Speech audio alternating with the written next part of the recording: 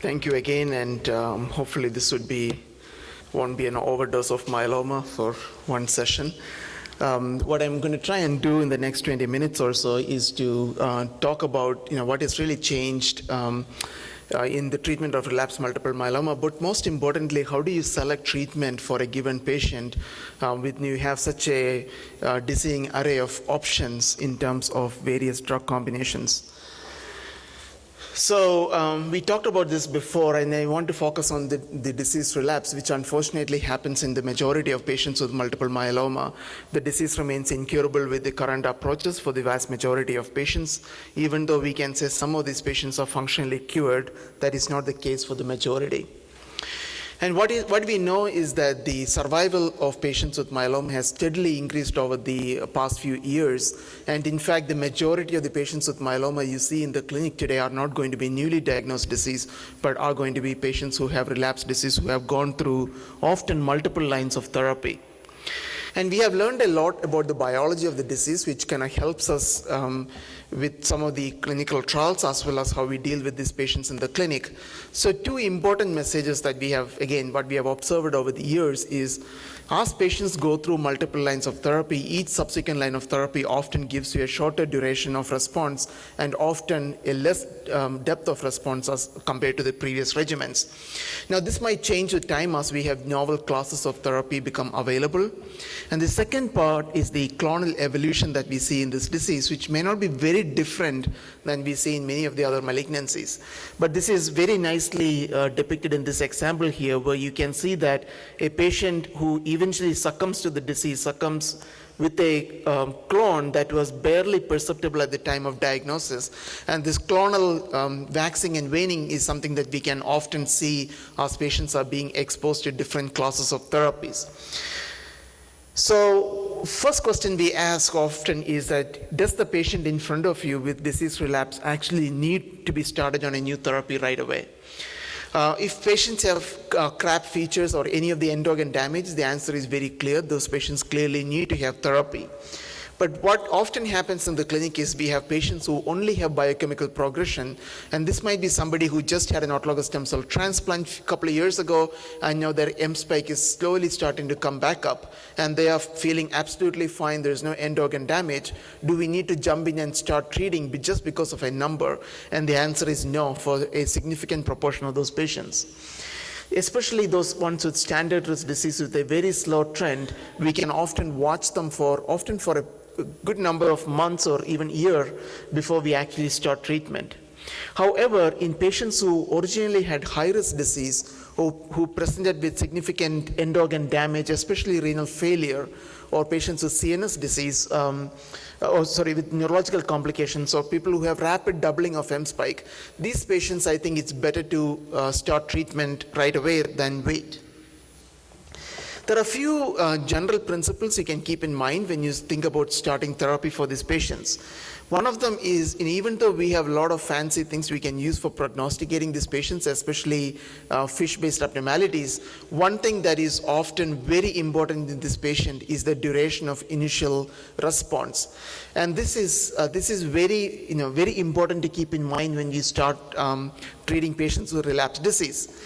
Patients who relapse very soon after the initial therapy, especially with responses that last less than 18 months, often have very aggressive disease biology. It doesn't matter what their fish studies show.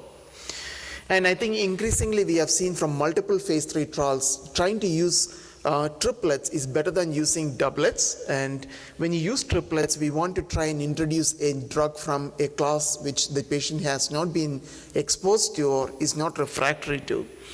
We also want to take into account the performance status of these patients, the age, the comorbidities, the patient wishes, as well as residual toxicities from prior therapies, because again, many of the drugs we use in myeloma tend to have side effects that are overlapping. And the general approach should be to treat these patients to maximum response and then maintain them on one drug till disease progression. So how do we select the treatment? And there are different variables that we can take into account when you decide on selecting the appropriate therapy or the combination for a given patient. We want to take into account what drugs they have been exposed to, what kind of toxicities are left behind, what kind of disease biology are we dealing with? Are we dealing with aggressive disease? Obviously, the patient performance, the age and the frailty needs to be taken into account. Whether the patient has had a stem cell transplant before and how they responded to that can also be important information. And finally, the patient preference and the logistics of administration clearly needs to be factored in as well. The most important feature for when you think about selecting a regimen is what they have been exposed to before. So we'll spend most of our time focusing on this and less on the other factors. So the first way to look at is what drugs are the patients refractory to already. So if you want to look at a patient in front of you who is not refractory to a proteasome inhibitor, and we are looking at bortezomib here, the choices can be informed by a series of phase 3 trials that have been done in the past few years. So the Endeavor trial looked at replacing bortezomib with carfilzomib, so a doublet versus doublet.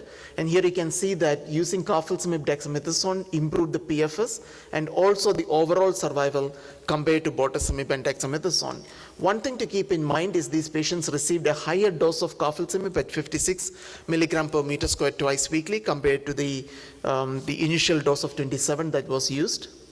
The second trial is Panorama trial, which looked at adding a histone deacetylase inhibitor or panobinostat in combination with bortezomib and dexamethasone. Again, an improvement of about 4 months in the PFS. This drug has not really been used all that much, primarily because of the toxicity associated with panobinostat, particularly the GI toxicity.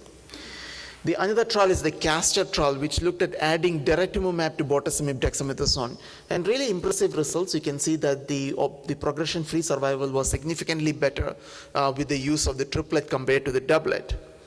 And then finally, we have the Eloquent trial, which looked at adding elotuzumab, which is the second monoclonal antibody that we have available for treatment of myeloma, that targets SLAM-F7 on the myeloma cell, again showing that you can have better PFS, a trend towards better overall survival with adding elotuzumab to bortezomib dexamethasone. And then more recently, we have data from the Optimism trial, which looked at adding another IMiD, the second generation IMiD, the pomalidomide, to bortezomib dexamethasone, again showing that a significantly better PFS with the triplet compared to the doublet. So if you have a patient who is still sensitive to bortezomib, so this could be somebody who just got 4 cycles of bortezomib as part of their induction therapy or has never been treated with bortezomib, all these different combinations can be considered. Now, what about the patient who is not refractory to lenalidomide? Now, these are the less common patients nowadays because the lenalidomide maintenance has become the standard of care post-autologous stem cell transplant. But this could be somebody who got len maintenance but stopped after a couple of years and now is relapsing quite a bit later, or never had maintenance with lenalidomide. So for these patients, again, what can be combined with lenalidomide? We can combine carfilzomib. This is data from the Aspire trial that looked at carfilzomib lendex versus lendex and showing that there's a better PFS and an improved overall survival when you combine carfilzomib with lendex. The Tourmaline trial looked at adding ixazomib, which is the oral proteasome inhibitor to lenalidomide dexamethasone, again looking at an all-oral regimen, again showing a better PFS, about a 6-month improvement in PFS, again no data on overall survival so far. The Eloquent trial looked at adding elotuzumab, a monoclonal antibody, to lendex, a randomized phase 3 trial, showing a better PFS, and more recently they have also shown that the overall survival is better when you add elotuzumab to lenalidomide dexamethasone. And finally, the Pollux trial looked at combining daratumumab to lenalidomide dexamethasone, showing again a significant improvement in the PFS and the depth of response, including the minimal residual disease negativity, but no overall survival data yet. So for the patient who is sensitive to lenalidomide, you have 4 different combinations that you can use in the setting of relapse disease. Now, what about the patients who is not refractory to lenalidomide or bortezomib? For all practical purposes, this patient is just like a newly diagnosed myeloma. You can pretty much use any of the different combinations, but preferable to use either a monoclonal antibody with a IMiD or a proteasome inhibitor with IMiD for these patients. But the real challenge would be for the patients who are refractory to lenalidomide and bortezomib. And these are the patients who often have high-risk disease, has been on maintenance with bortezomib len, or patients who relapse very early, while still on the combination of a PI plus IMiD. And for these patients, the important thing is to use a new class of drug, and the daratumumab being one of the most effective that we have seen in this setting. This is the data with the single-agent daratumumab, again showing that patients who are dual refractory, you can still get about a third of these patients to respond to the daratumumab. But more importantly, we have used, again, 3 drug combinations in these patients. This is data with carfilzomib, pomalidomide, and dexamethasone in dual refractory patients. And again, you can see that you can get a meaningful PFS of about 7 months and then median overall survival of about 2 years in these patients by using, again, 2 drugs that the patients have not been seen to, even though they have seen other drugs from the same class. The data with daratumumab, pomalidomide, dexamethasone is quite impressive as well. This is data in dual refractory patients, and you can see that almost 2/3 of these patients actually responded to the monoclonal antibody with pomalidomide combination. Ilotusumab, pomalidomide, dexamethasone has been studied also in this study. You can see that the phase 3 trial showed a better overall survival and progression-free survival, making this again another regimen that you can go to in the setting of dual refractory disease. Now, more recent ASH, there was data from the CANTOS study which looked at combining carfilzomib with daratumumab, dexamethasone. Even though this trial was not specifically targeted towards a dual refractory patient population, you can see that adding the PI with the monoclonal antibody, you can get a much better overall response rate. Deeper responses are shown by complete response rate and also the improved MRD negativity rate. So again, a better PFS, as you can see here, with the DARA KD versus just using carfilzomib and dexamethasone. Now, increasingly, we're going to start seeing patients in the relapse setting who are refractory to a monoclonal antibody like daratumumab, as well as a proteasome inhibitor and immunomodulatory drug. And that is when we really have to start thinking about the newer classes of drugs. Now, the selinexor is the first nuclear transport protein inhibitor class of drug that was approved for myeloma. This is an oral drug that is given 3 times weekly. Again, you can see that in the initial trials, the STORM trial, in patients who are refractory to a PI and IMiD, as well as a monoclonal antibody, about a third of those patients actually do respond. And some patients can even get a deep response by using selinexor dex. As of a couple of days ago, there was the press release from the Boston trial, which looked at selinexor with bortezomib dexamethasone in patients with relapsed disease, showing that there's about a 4 to 5 month improvement in the progression-free survival by using that triplet compared to just using bortezomib and dexamethasone. And this is again in the STORM trial. You can see that the patients who actually get a good response, they actually do get a reasonably durable response with a PFS or overall survival of roughly about little over a year. So what are the other factors that we can use in these patients? One is obviously the aggressiveness of the disease. Many of these patients, again, the risk stratification can be quite important, and some of the variables that we use at baseline, like the ISS staging system, can still be used. There are other things like the duration of initial response we talked about. Many of these patients can acquire secondary abnormalities like 1Q amplification and del17P, which can really make a difference in terms of their outcomes, and also take into account the performance status, presence of extramedullary disease, and secondary plasma cell leukemia. And in many of these patients with aggressive disease, the multi-drug combinations, especially using the chemotherapy drugs like the VDT-based type regimens, can be of use in these high-risk patients. Again, one thing to keep in mind in these high-risk patients is, again, if you can get them to a deep response, especially an MRD negative state, these patients do much better, and we want to keep them on maintenance post that phase.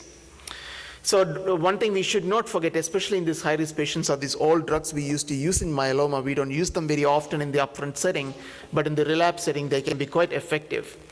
Now, this is data with the use of VDT-PACE, again, a multi-drug regimen in aggressive relapses.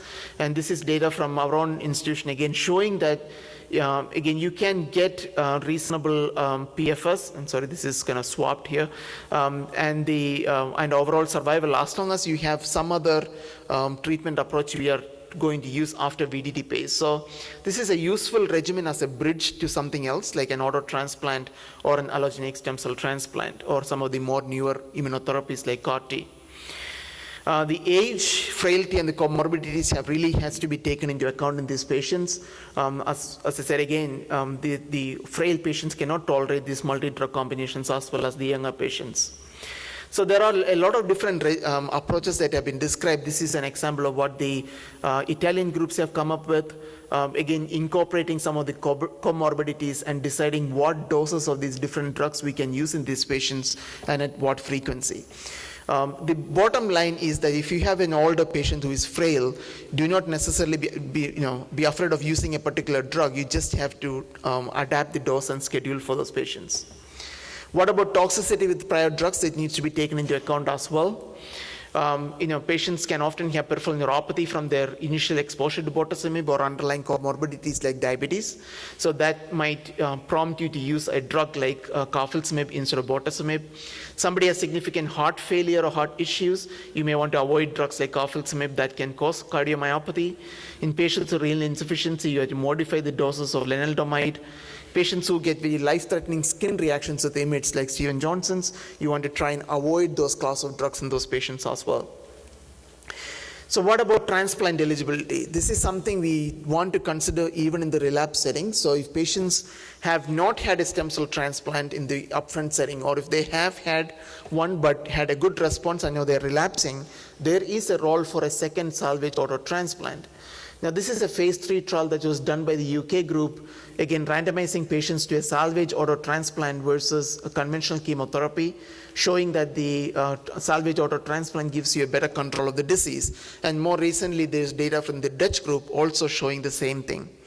So if somebody, especially if they have stem cells collected and kept in storage and they are relapsing, and their first response to their initial transplant was at least 18 months, it's reasonable to consider using a auto transplant again.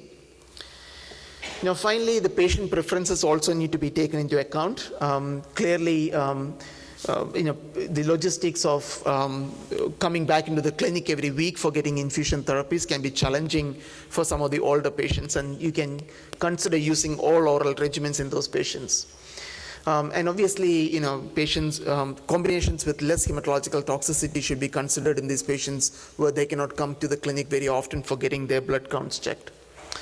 So one of the approaches I think, what we really want to think about in myeloma is not just what are you going to use for this patient next, but you also want to keep in mind what are you going to use after that. And that will allow you to tailor combinations in a way that, one, they get exposed to new drugs, but at the same time we still leaves behind ability to use some of the existing drugs in different combinations in subsequent lines of therapy.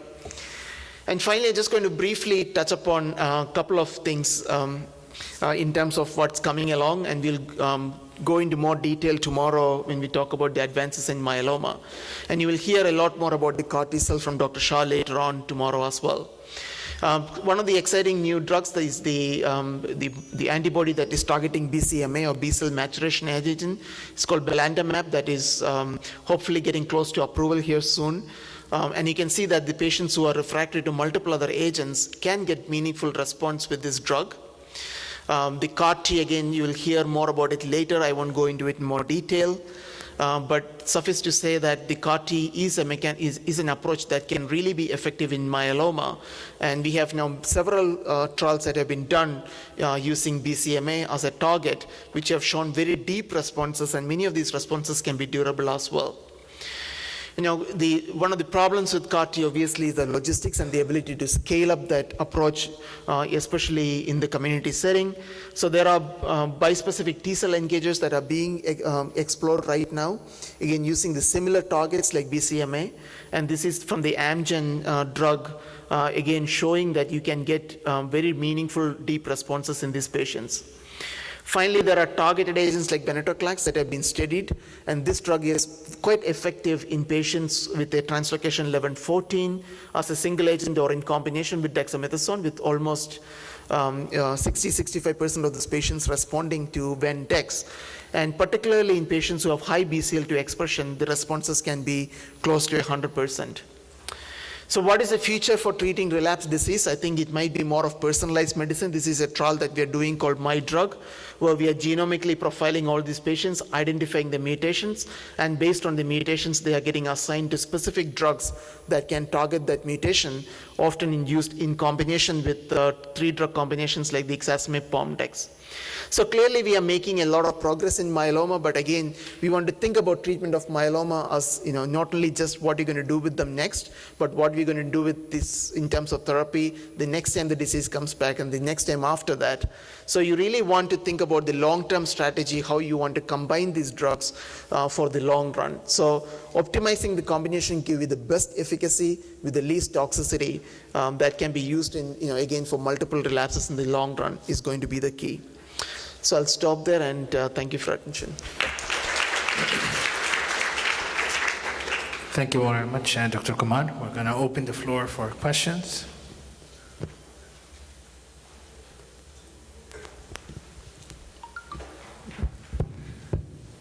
My question actually is related even to the previous talk. It seems to be that the myeloma people, they are I don't want to say advertising, but this is what we saw in the result, that if you use triplet, it's better than doublet. If you use 4 drugs, it's better than 3 drugs, and so on.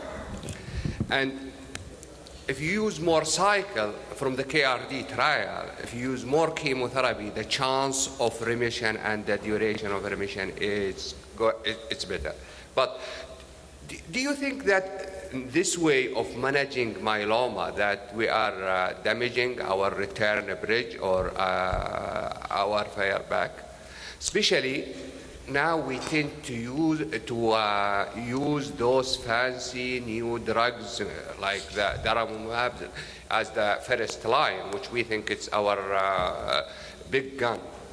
Right. No, I think it's a very important question in terms of the cost of therapy, right, as these new drugs come along. I think the key thing with the quadruplets, I think 2 pieces of information. One, if we can show that the overall survival is better with the 4 drugs and 3 drugs, then it becomes a much easier case to use the 4-drug combination. The second thing, as I mentioned, it's important for us to explore the possibility of discontinuing therapy. So the problem right now is that we continue these patients on for therapy until progression, which obviously cost-wise is a problem, and also from toxicity perspective. So if we can use 4 drugs and just give it for a year or 2 years and stop, then and let the patients go for another 3-4 years before we need to treat them with anything, then it becomes a really valuable value proposition in terms of cost of care. But I think that's where we need to be. And I think the key is going to be identifying who are those patients where we can stop therapy. And I think testing like the minimal residual disease testing will help us hopefully in conjunction with the risk stratification to stop treatment in some of these patients, especially the standard risk patients. So I think the future is going to be using them for limited duration of treatment and then repeating them as the disease comes back, if it comes back. Do we have enough tool to stratify the patient and to estimate the risk and to say, okay, this patient I'm going to use 4 drugs, this guy I will use only 2 drugs, and so on? Right. I think we have the tools. We just don't have the data to say that those tools really work as well as we would like them to. So I think if you look at even, again, fish-based abnormalities, again, used in conjunction with sequencing, you can, identify almost with 70 to 75% accuracy who's going to do badly with their myeloma. And what we know is that those are the patients who are getting them to MRD negative status has the best chance for those patients. So if you have high-risk patients, we want to treat them to MRD negativity, hopefully a deeper, 1 to the 10 to the power of -6 or so. And if you're standard risk patients, maybe we don't really need to target that. Yes, I think we have the tools. We just need to design the right trials to answer the right questions. Okay, we're going to allow for one more question, the last question. Thank you. What would be the most effective way to treat relapsed myeloma presenting as multiple extramedullary plasmacytomas? Are any of the novel agents especially effective in that setting? Yeah, so it's a good question, and we see that more and more as patients live longer and longer. There's nothing to suggest that a particular regimen is better for those patients with multiple plasmacytomas. One thing we do know from, again, from observations is that some of the traditional chemotherapy type agents, especially the alkylators and the anthracyclines, tend to be quite effective in the setting of extramedullary disease. So in patients who have already exhausted some of these novel agents, now coming in with multiple plasmacytomas, certainly consider using some of the traditional chemotherapy combinations. And if they have not seen transplant, certainly consider transplant. That seems to be quite effective as well. Thank you, Dr. Kumar. Thank you very much. We